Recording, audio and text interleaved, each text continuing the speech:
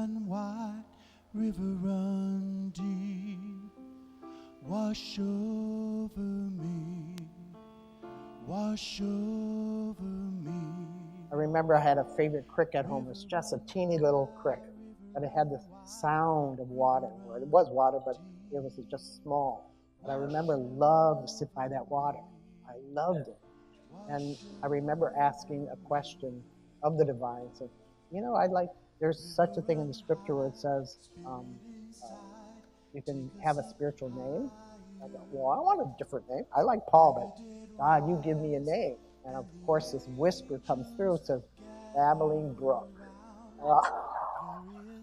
Can I have another name?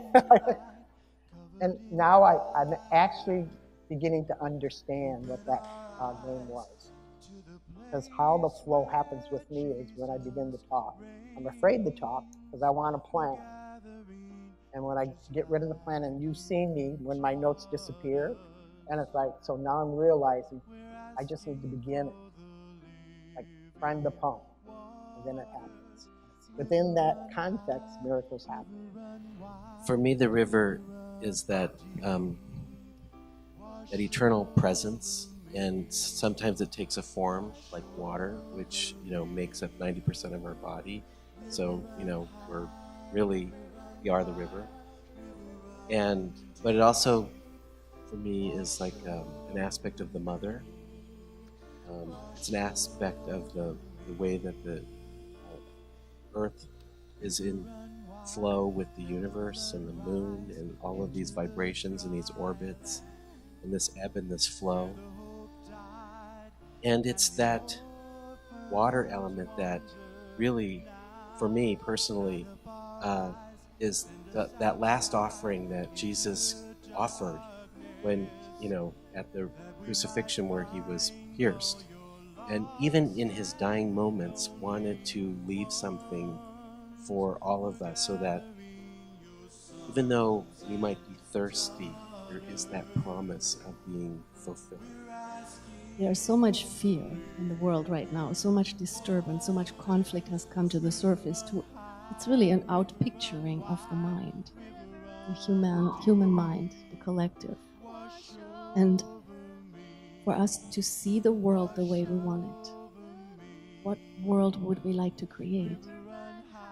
What would we like the world to look like? Wouldn't we want to have a planet that is beautiful and at ease and happy, where all beings have all that they need? And to keep that, whenever we hear bad news, to hold that vision. It's absolutely important that we hold on to what we want to see and not what the news are telling us constantly.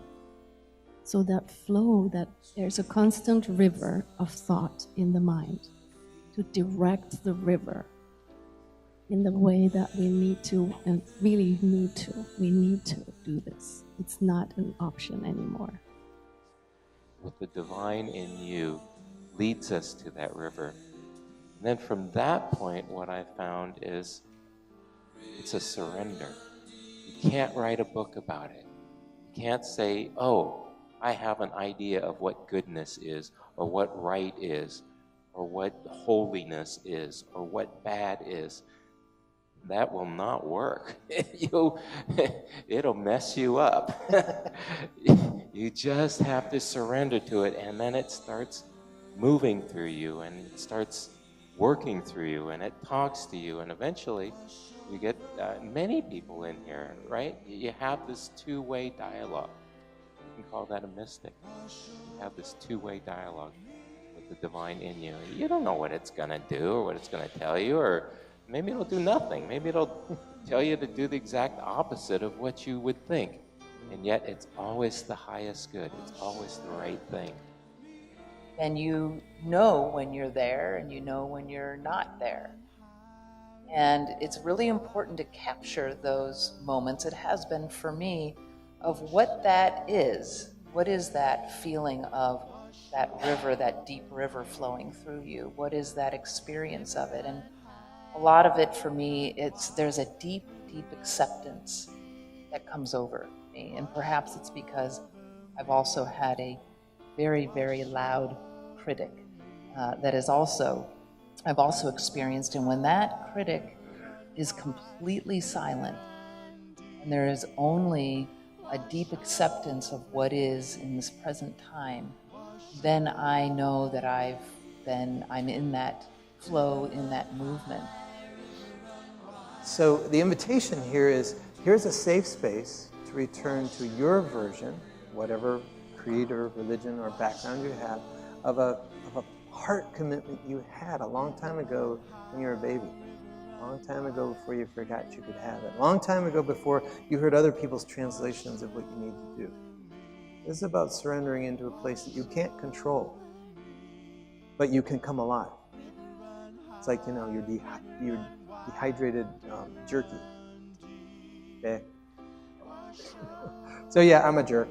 And it's about, taking it in and then jumping it. You're a little sponge in the river.